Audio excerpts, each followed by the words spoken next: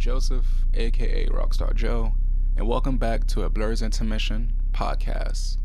I know this week's episode is a bit late, but I have a legit excuse. I moved. I moved back home to my mother's crib. After 2 years of having roommates and dealing with all that comes with it, it was time for me to make that transition. With this transition in mind, my week has still been great though. I hope you all have the same opportunity to, have a good week so far. On today's episode, I just want to talk about the experience of leaving and returning home, possible future guests and opportunities that come to the show. Maybe I'll share some of my time, daddy and daughter time that took place this week. And then I'll wrap it up with discussing Intermission The Album. So first things first, start off with leaving and returning to the nest. So like I mentioned, this week, some things just, I wouldn't say things went south, but some opportunities presented themselves. And, me being me, I'm an opportunist. I took the opportunity to just make this transition. Moving back home, so far so good. I cannot complain. It feels good to have windows again. Where I was staying last time, it was, just a little tiny small room. I made do what I had.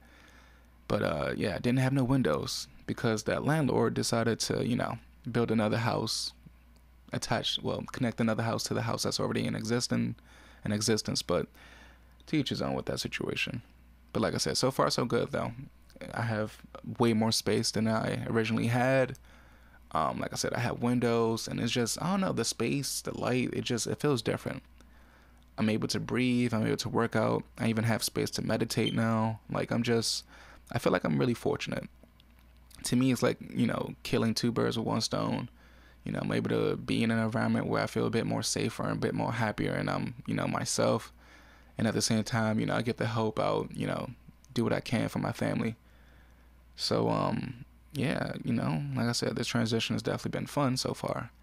I can definitely say I do miss the South Side. I do, even though motherfuckers be out here wilding, but those still my people, and I love Southeast. I always tell people, if you're in DC, even as a tourist, you can't just do the typical, tourist stuff like, oh yeah, let's stay downtown, go to the monuments, or let's hit up Georgetown. Nah, if you can, visit the hood too, Southeast really does have some of the most beautiful spots to see the sunset, some of the most beautiful views within the city. But we'll see how this works out. My game plan is to be here, possibly under a year, and then with the switching of the habits and being able to save a bit more money and being able to just get my mind right with everything else, I'll be able to move out on my own again, and this time I'll be able to have my own space, because having roommates is a no for me. I respect people and their opinions and all that good stuff, but that shit is not for me. I tried it. Check. It's time to be out on my own at this point. But like I said, once again, my week is going good. I hope you all are having the same opportunity. But just moving back home, originally just growing up, I don't know why. I want to say social media, but the media made it seem like it was how can I say this? The media, the people, they made it seem like, when you move out, I don't know, how can I put this? I don't know. White families and their kids, they're like, you know what, you can stay until you get out on your feet. And then black families, he'd be like, man, once you hit 18, motherfucker, you better get the fuck out of this bitch. So it's like, I understand, you know what I'm saying? That culture difference. But, I wouldn't say that was my experience necessarily. But once again, just, when you leave the home, at least in my case, I left home on a bad note. But, when I left home, I was able to, come back, make right of the wrong that was already there, and, just, pull through. But, like I said, just I'm not sure where I'm going with this at this point. I feel like I'm just rambling. But, I don't know. Growing up, I just thought it was weird to like come back home. Like I feel like once you moved out, boom, that was independence. Like no matter no matter what happens, you gotta find your way. You gotta continue to be that, you know, that bird that flies and stay away from the nest. But, you know, as I grew older, that changed. It's like families began to understand, like, hey, I understand. The world is more cruel and things aren't as cheap as they were in the 90s and 80s and 70s. Like DC itself, expensive for no fucking reason. It makes no sense. That's why I think most people, that's why when you look at the demographics and the population of people that actually work in the city, a lot of people travel into the city. Most of these people live out of Maryland or VA, and it's like, damn, you know. But, you know, I understand. Like I said, DC is expensive, but, you know, if you can afford it, shouts out to you. With the future guests and opportunities, so, you know, as this show continues to grow and, you know, continues, like I said, I'm a person who, you know, always wants to set up the stage and possibly provide a microphone, give people their chance to, you know, have an admission, to speak their piece, to, you know, be themselves. And so, like I said, as the show continues to grow, I wanted to, you know, allow people to basically, you know, come on the show, whether that be interviews or, you know, discussions or just, you know, maybe another additional host. We'll see how that goes. But, yeah, I just want to, you know, shake things up. I get tired of hearing my own voice, you know. I would love to, you know, bounce some ideas and be able to have a conversation instead of it just being me talking to you, you know. Let it be us talk to you, you know. But, you know, some ideas. I do have a friend, Kiki, who wants to, you know, share some of her lovely poems. And we'll definitely set that opportunity up. So where she can, you know, take that time to have her intermission to express whatever she feels like. You know, when we talk about guests, I'm definitely thinking about Lil Bro. We definitely got some topics we can discuss, whether that's being sober or high. But nonetheless, those are some good conversations that I wouldn't mind sharing with you all. And then, like I said, I would love to, you know, interview you, aka the listeners, as well. You know, for me, I'm like, you know, you don't always have to be, you know, a celebrity to be interviewed or to be acknowledged. Like, you know, inspiration can be pulled from anywhere. You can be the mailman that delivers mail. You can be the, you know, milk lady. Like, anything is possible. Like, your story, any and every story has the potential to inspire someone else, or at least allow someone to feel like they can relate. But that's that for that, though. I can't wait to, you know, have that opportunity and share it with you guys. Also, well, next subject. So, daddy and daughter time. So, with the transition of me moving back home, my daughter also transitioned to another place as well. She's still with her mother, and they're like, you know, not too far away. They're in They're in a drivable distance, so they're not too far away. So I know she's definitely happy to, you know, have her own room. It's like all she's been doing is just like trying to be lazy and play the PlayStation ever since she moved out. Like, every time I talk to her, it's like, so daddy, I'm playing Fortnite. I'm like, ugh. I don't want to hear about Fortnite. Like, you know, tell me about something else. I think now she's playing Uncharted 4. And she was like, yeah, I just kept resetting in the mode where I was playing as a kid. And I was like, girl, like, what are you doing? Like, I love that you're playing the game and that you're exploring, but you got to move on to the next chapters. So, you know, when we talked yesterday, she was like, yeah, you know, I finally moved on to the next levels. And I had to use a grapple hook and all that. And I was like, okay. I was like, oh, so you paying attention now? Because I was like, yeah, that's a big word. She was like, oh, okay, whatever, thank you. But I was like, yeah, okay, there we go. I'm like, you know, if you play games, by all means, you know, draw from the inspiration. Well, be inspired. You know, draw some inspiration. You know, have some creativity, have some curiosity there. You know, growing up, that stigma of video games just ruins your brain and all that other extra stuff. Like, nah. What video games has proven to most people, myself included, is that you can become a millionaire, that it is a hobby, and that at times, yes, you can learn from it. Actually, a lot of times you can learn from it. It's educational depending on which game you play, but nonetheless, video games is just another teaching tool, honestly. But yeah, I'm just happy she's paying attention to that, and that she's not only playing Fortnite, because my God, that's all I hear. Fortnite this, Fortnite that, Fortnite this. I'm just like, ugh. But we'll see how that goes. I know she has Spider-Man. I got her a few other games, but yeah, Uncharted and Sims seems to be her favorite so far. Like, whenever we're together, she's like, "Daddy, can I play your Sims? Like, can I create a character on your profile?" I'm like, go ahead. I let her have 3 characters, then I come back, then there's 6 characters, and then I'm just like, oh my God, what are you doing? Someone's an alien, someone's a vampire, someone's randomly pregnant. It's just like, what the hell? Like, God damn, what is this, real world? Like, yikes, I don't know where this is coming from. But yeah, that's that. I don't know. I think moving forward, since I'm back home, I actually have the opportunity to actually cook and do some of the things we used to do before I actually moved out.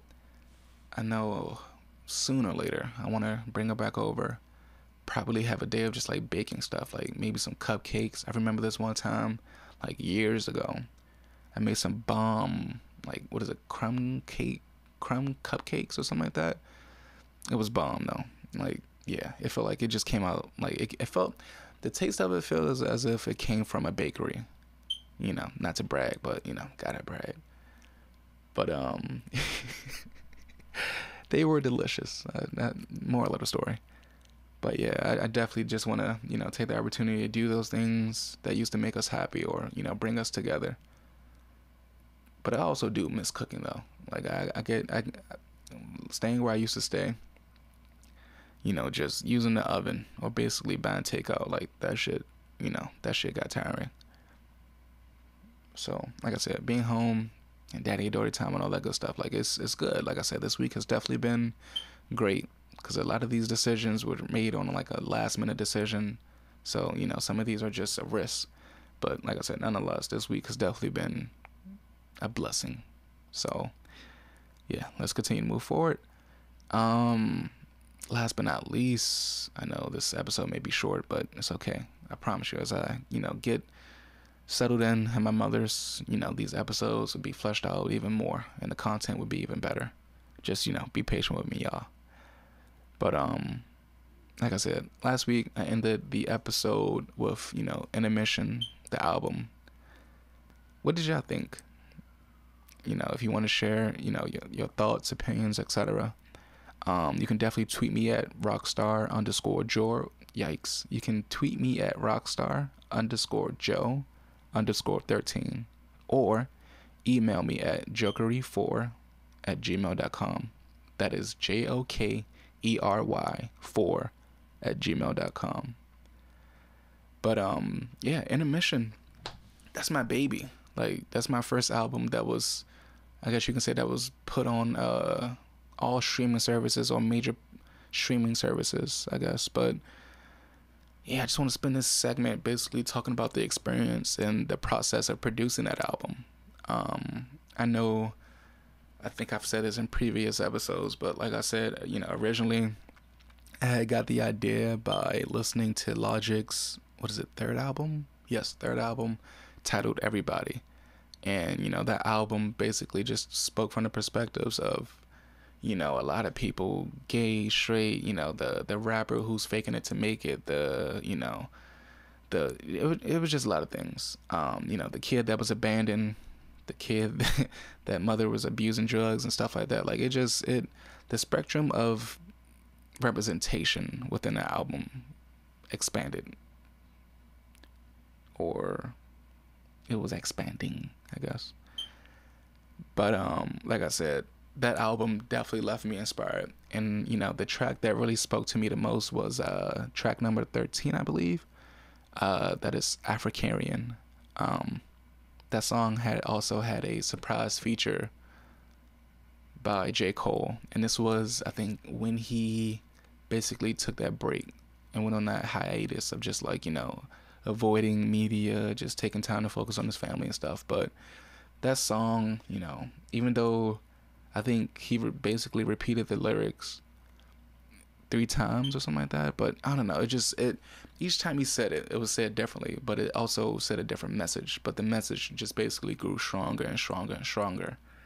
And so, like I said, for him to speak up, for from these perspectives, I always wanted to, just basically duplicate that, or basically take it, remix it, yikes, remix it, and basically, make it my own. And so, like I said, with that idea, man, I was just like, great, I'm going to do this. And I think the year was like 2016 or 17. I know I was at Howard, and I was just like, you know what, like, I don't know how, but fuck it, we're going to make this risk. Like, I'm going to take this risk. And so I had a friend by the name of Z, and I had told her about my idea. I also had told my mentor Jeff about the idea. I told like a select few, but I was like, I'm determined. I told my girl at the time, like, yo, I'm going to make it happen. Like, nah, I'm inspired at this point. And when I get inspired and I want to do something, like, nah, you can trust and believe that I'm going to go for it and do what I have to do to accomplish that goal. And so, I was talking to my best friend at the time, Z, and I was like, yo, so, I know you got the skills, whatever, I know you got Photoshop. Obviously, I can't afford it at this moment. So, can you help me make a flyer? And, she was out in Oakland. I was still in DC. And, we just basically FaceTiming every day. But she helped me. Like, she came in handy. Like, I definitely needed her, and she definitely came through. But she helping me, or basically doing all the designing of the cover, at least for the flyer, to just basically get people's attention. And so basically, the flyer was like, picture yourself being in a theater. Yikes! Picture yourself being in a theater. So basically, imagine that, and then as the curtains draw back, in the middle is intermission, and then hovering over the seats is basically, the description of people, and the stories that I'm looking for. And so once I had the flyer, designed and all that good stuff, time passed. I think school had just started maybe, a month or two later, something like that. And so, I'm going around posting flyers. Group Me is definitely that go-to college app. So I was definitely there posting flyers. Definitely reaching out to some of my professors like, hey, this is an idea. If you can, please pass it on to your students and all that. Like, once again, like I said, once I have a goal, and I'm going to be determined to, accomplish it. So, like I said, I reached out to a lot of people. I was trying to even get Nick Cannon to be, part of the album. I had an uncle that, was friends with him, whatever. But, I understand that man is busy. But I was definitely trying to, get that finesse in. But I'm happy with the results that I did get. So, like I said, I went around college, around Howard, posting it up. I had visited a few, like a nonprofit centers, posted that information up as well. Like, like I said, I was just spreading it everywhere. And so, I even spread it on the internet. But after some time, I was like, cool, this is the deadline for people to reach out and say whether or not they want to be a part of it. And so, after time passed, I think originally it was like more than 10 people. I'm not even sure. Like the number of people who said they was interested versus the people that actually showed up is tremendously different. I even had somebody out in like UK that was like, yo, I love this idea. I want to like do this with you and all that. And then that person bullshitted. Like that's a story. That's a story for a lot of people, but this is not about the bullshitters. But like I said, people reached out, tried to meet up with some people. And, as a result of, the deadline and all that, I think I ended up having like 7 people or something like that. I'm not sure. I can't remember the number exactly at this very moment. But I was like, great, this is cool. Like I had Cece, Cornell, myself, Michael, forgot her name, sorry, but the girl from AU, and then I think that's it. I think that's it. I'm not sure. But yeah, I had all those people. Oh yeah, and Katana. So that's 6. And then I had someone else. I think I had someone else. And then I guess if you include my little bro Chauncey as the narrator, I guess you can say that's 7. So yeah, with everyone included, I was like, great. I done handed out the information. This is the requirements. I wish I could have paid it everyone, but like I said, if you're doing this project, understand you got to do this for free. I'm a college student. Like, hey, I'm trying to make this work, man. And so, yeah, like, I think, I don't even know. Keep in mind, like, everyone, the only people that I actually met to record in person was Katana, Chauncey, and that's it. Yeah, that's it. I only recorded 2 people in person. And well, if you include myself, 3, but outside of myself, I only, recorded 2 people in person. Everyone knows I was like, using my degree at that time, I was like, you know what? If you have an iPhone, which everyone did, surprisingly, whatever to the iPhone users, but everyone had an iPhone. And I was like, if you have a corner, because I had learned this, I think, in Professor Shannon's class. I think it's called announcing and interviewing, if I'm correct. But I had learned that, if you have an iPhone and like if you have a closet, I'm quite sure it's filled with clothes and all that, if you go into it and basically record, you can kind of get like some studio quality, recordings, depending on how you play it. And, with the pronunciation and, all that with your voice and all that good stuff.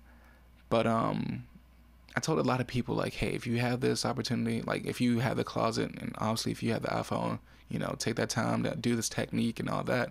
And for some people, there was multiple takes. I'm like, that's cool. Like, once again, there's no rush, but, let's get this in.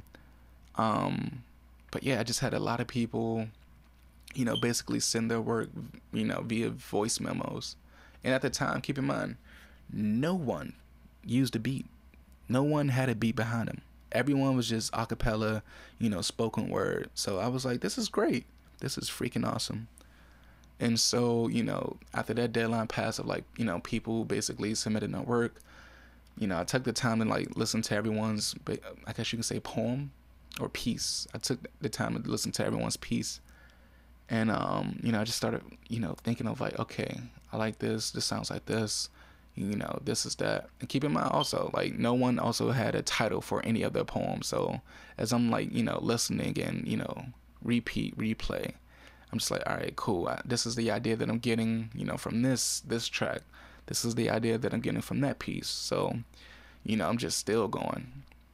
And so, after some time, I'm like, cool. I have the names, but for some of these pieces, I'm like, I did produce some beats at the time. And I was like, I do have a little, library.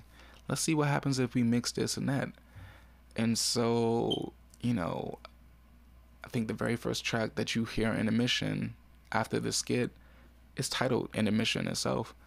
And that's the piece by Cece, who killed that shit. Like, shouts out to you, Cece. But it was amazing. Like, what she spoke, and then along with the beat, it was just, it was just fire. You know what I'm saying?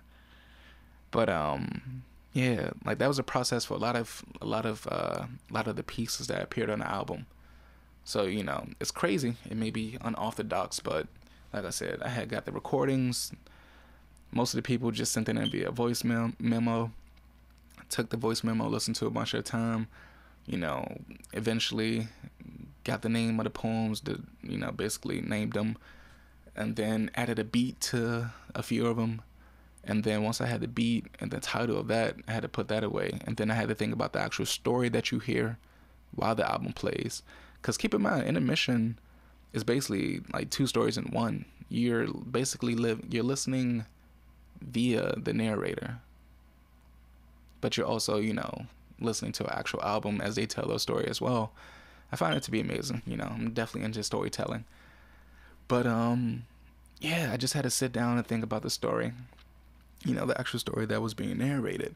And so, as you hear Chauncey, basically read and basically, I guess, log into his journal, basically some of those experiences, I would say probably like 80% of what you heard in those skits are basically a reflection of my life and some difficulty or, some experience at that point.